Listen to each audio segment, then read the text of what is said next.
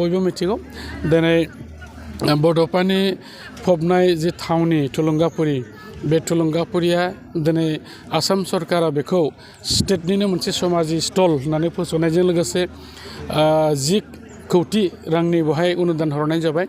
आं मिजिंथिदों बेवहाय गोबां जोङो इनफ्रास्ट्राक्चारफोरखौ लुफुंनो हासिगोन आरो बेयो जोंनि बे ओनसोलनि थाखायल' नङा, जोंनि आसाम आरो भारतबर्षनि थाखायल' नङा, बे बिश्वनिनो मोनसे पर्यटन केन्द्र बेबायदि मोनसे जासिगोन। बेनिखायनो आङो बयखौबो खावलायदों जाहाथे जोङो बे गासै हाबाफारि मावफुंनायाव जोङो बयबो मदद होलायनानै बेखौ जाहाथे जाफुंसार होनो हायो।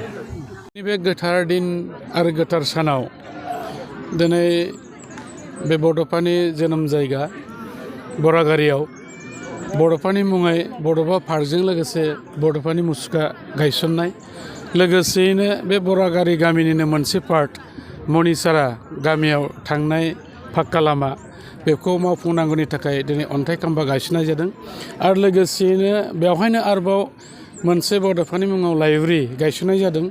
बे हाबदान जानानै दं, बेखौबो गासिबो मावफुंनांगौनि थाखाय बे गोथार हाबाफारिखौ लादों आरो मिजिंथिदों बिटिआरनि मानगोनां चिफ प्रमद बर' बिथाङा बे गासै हाबाफारिखौ मावफुंनो थाखाय दिनै बे दिन थारिखखौ लानाय जादों।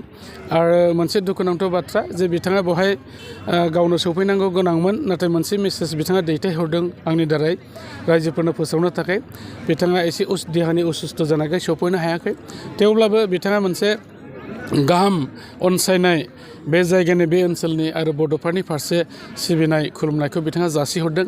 आं मिजिंथिदों जोंनि गोबाव समनि जे मोनसे साननाय हनाय थांखि दङमोन जे दतमा बरागारियाव जिहेतुके बड'फा उपेन्द्रनाथ ब्रह्मआ जोनोम मोन्दों आरो बिथांनि बे जोनोम थावनियावनो मोनसे बिथांनि मुसुखाजों लोगोसे बाव पार्क खालायनांगौनि आरो लाइब्रेरि खालायनांगौनि बाथ्रा दङमोन, बेखौ जों दिनै मावफुंनायनि लामायाव फैबाय। आरो मोनसे गोजोनथाव बाथ्रा बेबो जे जों बयबो मिथिगौ दिनै बड'फानि फबनाय जे थावनि थुलुंगाफुरि बे थुलुंगाफुरिया दिनै आसाम सरकारा बेखौ स्टेटनिनो मोनसे समाजि स्टल होननानै फोसावनायजों लोगोसे 10 कौटि रांनि बेवहाय अनुदान हरनाय जाबाय। आं मिजिंथिदों बेवहाय गोबां जोङो इनफ्रास्ट्राक्चारफोरखौ लुफुंनो हासिगोन आरो बेयो जोंनि बे ओनसोलनि थाखायल' नङा, जोंनि आसाम आरो भारतबर्षनि थाखायल' नङा, बे बिश्वनिनो मोनसे पर्यटन केन्द्र बेबायदि मोनसे जासिगोन। बेनिखायनो आङो बयखौबो खावलायदों जाहाथे जोङो बे गासै हाबाफारि मावफुंनायाव जोङो बयबो मदद होलायनानै बेखौ जाहाथे जाफुंसार होनो हायो। क'क्राझार सेरफांगुरि बाजार श'रुमा बैसागुनि धामाका अफार लोगोसे लन काम एक्सचेन्ज मेला होगासिनो दं। क'क्राझार जिल्ला सेरफांगुरियाव थानाय फुंखा एन्टारप्राइज बाजार श'रुमा 10 एप्रिलनिफ्राय 14 एप्रिलसिम बैसागुनि धामाका अफार आरो लन काम एक्सचेन्ज मेलनि खाबुफोर होगासिनो दं। नोंथांमोना सेरफांगुरियाव थानाय फुंखा एन्टारप्राइज बाजार श'रुमाव खुंफुंजानाय बैसागु धामाका अफार एक्सचेन्ज मेलाव फैनानै नोंथांनि लुबैनाय बाजाजनि बाइकखौ लांफैनो हागोन।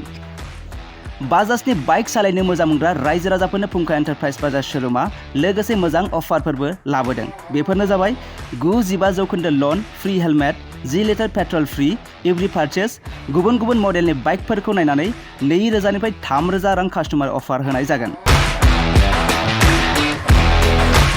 आरो 500 रां होग्रोनानैबो गोसो बायदि बाइकखौ आवग्रिना दोननो हागोन आरो गासै गारिजों लोगोसे अल भेहिकल्स एक्सचेन्ज एभेलेबलबो होनाय जागोन। आरो नोंथाङा आबुङै मिथिबावनो थाखाय 6003817191 एबा 9101598021 आरो 9101547892 बे जानबुं नाम्बाराव खौरां लाहरनो हागोन।